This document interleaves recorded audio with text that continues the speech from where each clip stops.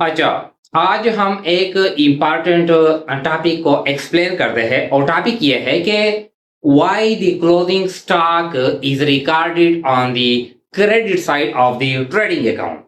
ये जो clothing stock है ये हम ट्रेडिंग अकाउंट के क्रेडिट साइड में हम क्यों रिकॉर्ड करते हैं। नॉर्मली हम कहते हैं कि डेबिट साइड पे हम एक्सपेंसेस रिकॉर्ड करते हैं और क्रेडिट साइड पे हम रेवेन्यू रिकॉर्ड करते हैं। यानी ये क्या है, ये ट्रेडिंग अकाउंट है, हेडिंग है Hassan enterprises trading account for the year ended year. तो ये ओपनिंग स्टॉक है, ये परचेज है, ये कैरिज है, ये एक्सपेंसेस है मिसाल के तौर पर। और यहाँ पे हम रेवेन्यू रिकॉर्ड करते हैं बाई सेल्स। ये कहता है कि ये जो क्लोथिंग स्टॉक हम रिकॉर्ड करते हैं ये सामान तो हमने फरोख्त नहीं किया है, साल के आखिर में फरोख्त करने से बच गया है, दुकान में है या गोदाम में है। तो ये हम क्रेडिट साइड पे क्यों रिकॉर्ड करते हैं। सेल्स तो ठीक है, ये हमने रेवेन्यू जनरेट कर ली है, लेकिन क्लोथिंग स्टॉक हमारे पास सामान गोदाम में पड़ा है, दुकान में पड़ा है, तो ये हम क्रेडिट पे क्यों रिकॉर्ड करते हैं। हम तो कहते हैं कि क्रेडिट पर हम रेवेन्यू रिकॉर्ड करते हैं, ये तो रेवेन्यू नहीं है, तो ये हम क्यों रिकॉर्ड करते हैं, क्वेश्चन ये है। तो यहाँ पर कुछ रीजन है कि ये जो क्लोथिंग स्टॉक है ये हम ट्रेडिंग अकाउंट के क्रेडिट साइड पर रिकॉर्ड करते हैं because it has inverse relationship with opening stock. जो क्लोथिंग स्टॉक होता है इसका जो रिलेशनशिप होता है ओपनिंग स्टॉक के साथ ये इनवर्स होता है। इनवर्स का क्या मतलब है कि चूंकि ओपनिंग स्टॉक साल के शुरू में दिया जाता है और क्लोथिंग स्टॉक साल के आखिर में दिया जाता है, तो ये रिलेशनशिप क्या है, ये इनवर्स है। तो जब ओपनिंग स्टॉक हम डेबिट पे रिकॉर्ड करते हैं तो डेफिनेटली क्लोथिंग स्टॉक हम कहाँ पे रिकॉर्ड करेंगे, यानी अपोजिट साइड पर हम क्रेडिट साइड पे रिकॉर्ड करते हैं। एक रीजन ये है।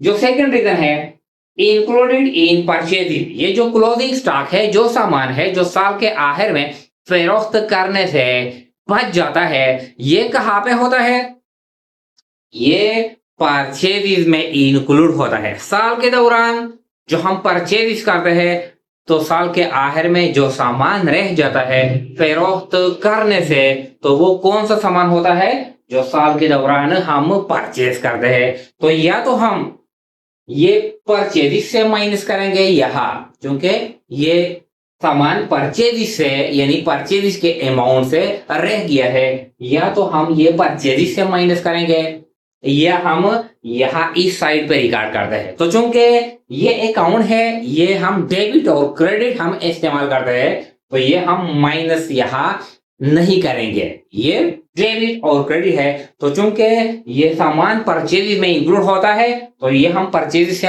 या तो माइनस करेंगे या अपोजिट साइड में रिकॉर्ड करेंगे। तो हम अकाउंट में हम यानी माइनस प्लस और माइनस हम नहीं करते, बल्कि अपोजिट साइड पे रिकॉर्ड करते हैं to adjust the balance included in purchase. इसलिए अच्छा, या deducting from the cost of goods available for sale. जब हम इनकम स्टेटमेंट बनाते हैं, ये जो यानी trading and profit and loss account हम बनाते हैं, ये इसको हम इनकम स्टेटमेंट भी कहते हैं। जब हम इनकम स्टेटमेंट बनाते हैं, रिपोर्ट फॉर्म में बनाते हैं, तो जो सामान यानी होता है ओपनिंग स्टॉक होता है, इसके साथ हम परचेज जमा करते हैं, तो हम लिखते हैं यानी इसके साथ डायरेक्ट एक्सपेंसेस भी हम जमा करते हैं, तो हम लिखते हैं cost of goods available for cell.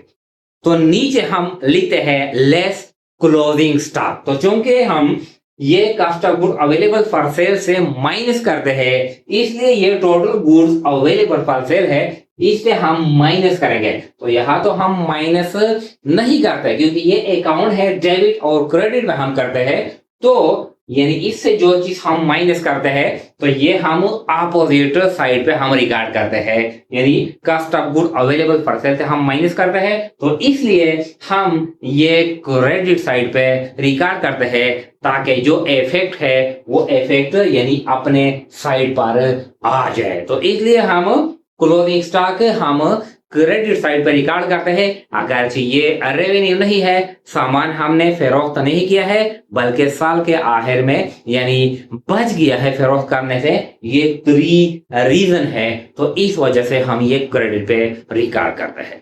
Thank you.